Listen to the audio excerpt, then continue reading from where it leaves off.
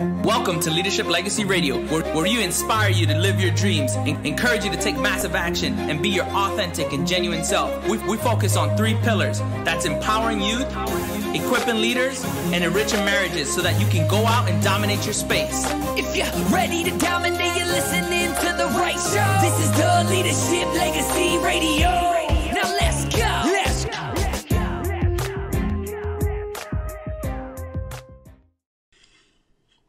Boom! Let's go. Shakalaka? No. It's going to be our new opening. You say boom, and I say shakalaka. No. We're live. I know. You're like, you're actually saying that live? All right. Hey, guys. Good afternoon. It's a little bit early. Not quite. It's 6 already. But today we're going to come up here briefly to talk about why I must lead myself first. So to get us started, Christian and I wanted to first talk about what a good leader is. So for you, Christian, personally, what do you feel like are some good qualities in a good leader? To be honest, as a leader, one of the greatest qualities that I can have is being able to lead myself first. Okay. Have respect for myself and others. Mm-hmm. To value people in general, respect for people, have a great attitude, right? And I think the last thing is have a free mindset, meaning like I'm willing to take advice and willing to receive feedback from others, whether it's good or bad. Take it and allow that to inspire me, to motivate me and push me forward in the right direction. Okay. So what do you feel are good qualities for a leader? Okay. So for me, just thinking about a good leader, that person in my eyes would be willing to serve, so a good leader to me is a servant first, because the more people that you have under you, all that means is that the more people that you serve. The greatest leader that ever walked the earth said that I did not come to be served, but to serve. So a good leader is a servant first. A good leader kind of goes along the lines of what you said. A good leader is teachable. So even though you feel like you are in charge or you're over something, you're still teachable. It's still important that you're teachable in order to be a good leader. Mm-hmm. And again, like you said, you have to be willing to lead yourself first. So when it comes to self, I think for me, self means me. It means my household overall, because I can't feel like I can effectively lead outside my home if my house is not in order. If I'm not being a good leader, a good example to my family, to my kids, a good wife to my husband, how can I expect to be a good leader outside of my home? So it starts in our home first. And Christian and I always like to say, this is our first ministry. Absolutely. When you think about a lot of pastors, a lot of ministers, people like that, like they started out in the youth ministry. Like, because if you can't teach youth, you are going to have a hard time teaching adults. Mm-hmm. So it's important that, like you said, that we lead ourselves first. And that's what we're going to definitely be digging into mainly today. Yeah. We're talking about we why may go off script, but yeah. But why I must lead myself first, because that's one of the most important qualities of a good leader, leading yourself first, being able to police yourself first. Absolutely. You know what I mean? A good leader isn't always bossy, isn't always the person, to me, if I go in a place and I see someone that kind of looks like they're in charge, necessarily, that doesn't mean that they're a good leader. Mm-hmm. You know what? I'm humbled and almost honored when I go in a place and I find out that person that's leading, guess what? That's that person that's over there working on, the little stuff that nobody else wants to do. Mm-hmm. That those are important qualities of a good leader. Yeah. And 2 of the things that I would love for you guys to get out of this message is 2 things that a leader must have to be a dynamic leader is one, you have to have a servant's heart. And that means your job is to lead yourself first, because the two most difficult people or bodies to lead are yourself. Because if you can't lead yourself, then why would others follow you? So you have to lead yourself first. You have to lead yourself well. You have to respect yourself. You have to have a good attitude with yourself. And these things may sound really simple, but to be a great leader, you have to lead yourself first, right? You have to have a good understanding that if you were to give yourself the same directions that you give others, and you can't follow them, and you're not willing to do the things that you're asking, then why would anybody else do it? And this is critical, because this is where your message disconnects with you. So if I say something and it seems unauthentic, disingenuous, it doesn't seem like it resonates or connects with people, it's because you don't believe it for yourself, or you're not willing to do it for yourself. So you have to be able to lead yourself first. Yes. The second person, or the second group of people that's really hard to lead, is your peers. That's true. The second hardest people to lead are your peers. People that may have come up with you, people that are in your same peer group, people that are in your same age group. It's like, why should I listen to you as a leader if you're not ahead of me? And that's why that's the second hardest group or entity to lead, second to yourself. Yeah. And this, we see this a lot. We see people that are leaders that don't necessarily lead themselves Absolutely. first. People are put, not necessarily put themselves, people are put in leadership positions and aren't necessarily leaders.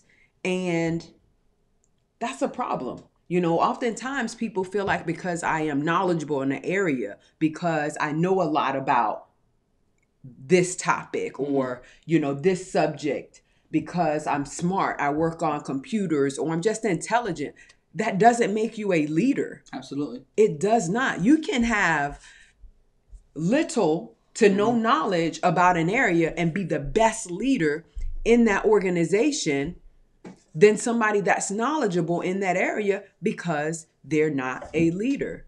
So it is important that we understand that. And that starts, like we said, with leading yourself, knowing how to lead yourself. And, one of the things that I've learned is that leadership and lead in are both verbs. People use them as nouns because they talk about it as a position, but leadership is action. Leading is action. It's a verb, right? And in order to lead, you have to do something. The greatest way to lead is to say, follow me. Not go ahead. It's follow me. Yep. And one of the things that I've learned is that when you become a servant first and you serve or you help people first, they in turn want to help you be successful. They in turn want to see you succeed because you are so invested in them. So I talked about some of the greatest qualities a leader can have is having a great attitude, valuing people. Because if I want to get a job done, I can go fast by myself, but I can go further with a team. Right. And if for me to go further, one of the things that I've realized is that, and I get really passionate when it comes to talking about leadership, because you can get put in a position and that's all that it will ever be is a position. Yep. Or you can lead from right where you are and have a great following, right? Because people know you. People connect with you. People trust you. People in turn value you. And people respect you. So if you're able to lead from a positionless position, you can actually make a bigger difference in the world. And some of the people that make the biggest impact are the people that work in volunteer organizations. We've talked about that before. Like, how many times have we gone somewhere and you've seen somebody that is volunteering in the kitchen or sweeping and doing these different things, and then you come in to find out like they're the ones that are in charge. And you're like, wow, like this is the type of place that I want to be in. Yeah. Not somebody that's like, hey, this needs to be done, this needs to be done, this needs to be done, and I'm leaving. Yeah. Or they put on an event and they're never around. Or they say, you must do this, but they never do it. A good example is like, hey, you guys need to do stuff like, say, for example, in the household. We need to do more stuff as a family, but I don't do stuff with the family. Or, hey, as a team, collectively, we need to work out, but I never work out. These are different examples of, you know, people that just that dish are in out position. orders. Yeah. And they just dish out, you know, orders and telling people what, you know, what should be done, you know, what needs to be done.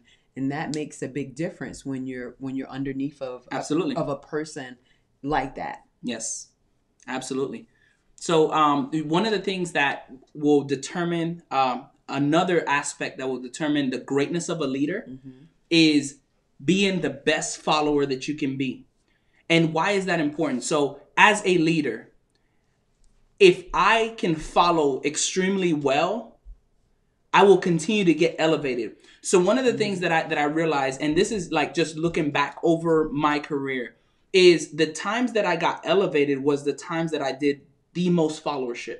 It wasn't because I was looking for a position. It wasn't because I was put into a leadership position. It was like, hey, we need you to do this task. And I was like, absolutely. How would you like it done? Do you have a timeline? How, you know, and then I would get the expectations and then try to exceed the expectations. So then I, in turn, try to pour that into my team and the people around me. Like, if you learn how to take directions well, you learn how to follow well, guess what tends to happen? You get put into leadership positions faster. Yeah. You get elevated faster. And then they give you more responsibility because you're great with following. The better follower you are, the better servant you are, the better leader you become. Yep. Because you know what it takes to lead. Yep. You know what it takes to be led.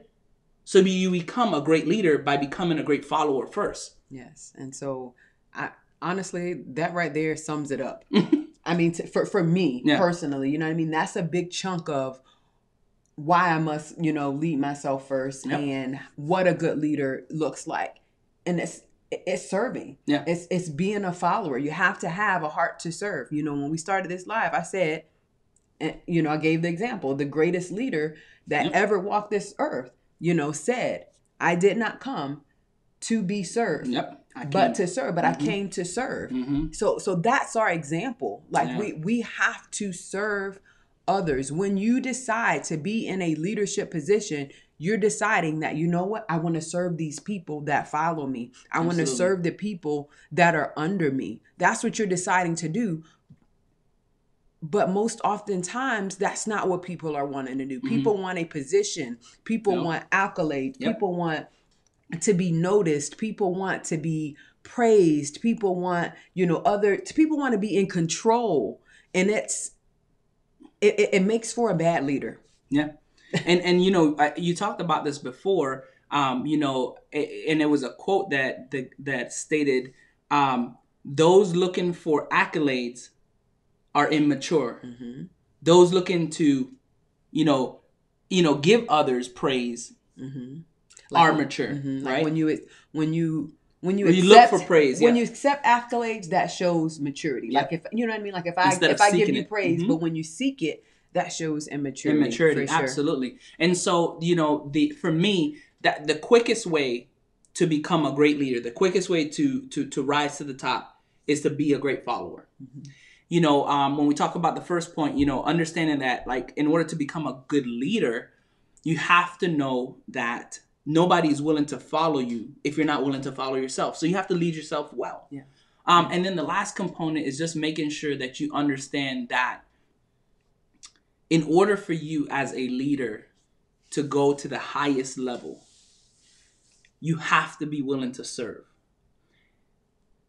If you think about the great generals, the great leaders of our time, their main focus was, how can I help my team? How can I help those around me get to the next level? Not how can they help me get to the next level. Look at, you know, Dr. Martin Luther King. He was trying to bring up a whole generation. He wanted to do things to help us go somewhere, not for him to go somewhere.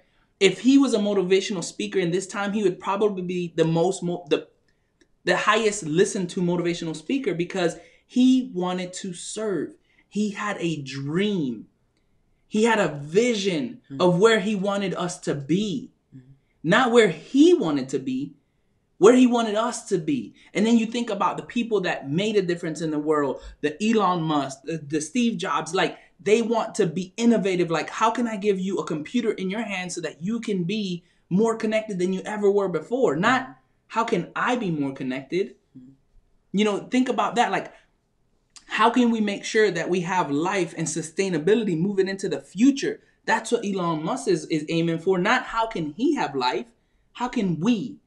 Looking to serve others. That's one of the most rewarding things that you can do as a leader, is serving others first. How can I serve my team at the highest level? How can I come and take the burden off of them? How can I lighten the load? Like, I think about, you know, there's a scripture, and I know I'm going to probably mess it up, right? Where it says the yoke and the burden, talking about the burden being light. My yoke is easy and my burden is light. My yoke is easy and my burden is light, right? That's talking about, like, stop carrying all this weight and give it to God, right? But the same thing with leaders. Stop trying to do it on yourself.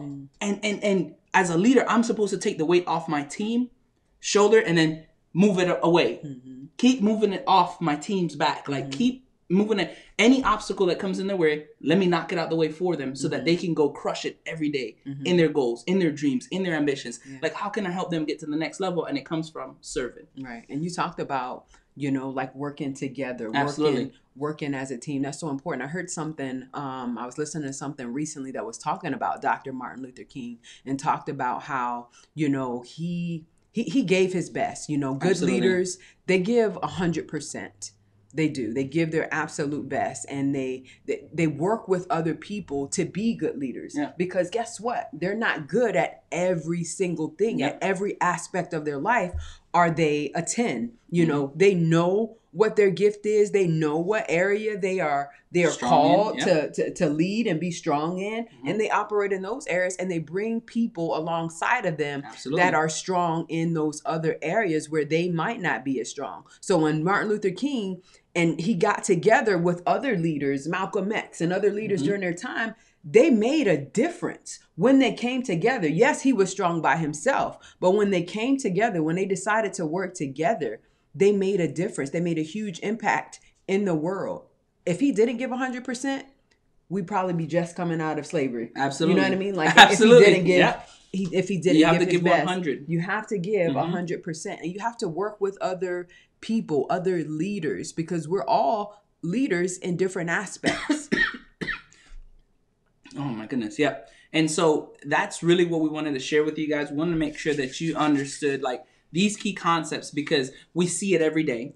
We see it all the time. And then we wonder why businesses struggle. We wonder why marriages struggle. We wonder why organizations struggle. We wonder why you see that, you know, oftentimes people are disgruntled at work, or they're not happy. And most of the time it's because you have somebody that's saying, this is what you need to do, this is what you need to do, and this is what you need to do, but they've never seen you do it. Don't ever be so far removed that people don't ever see you helping, serving, doing the things that are required to take it to the next level. Now, I know there's a time and a place for it, but you always have to be willing to do the things that are required to take that team to the next level.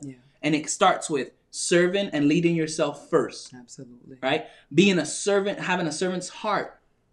Right? Making sure that you understand that followership and servanthood go hand in hand. And that's gonna be your fastest way to the top, if that's what you're looking for, right?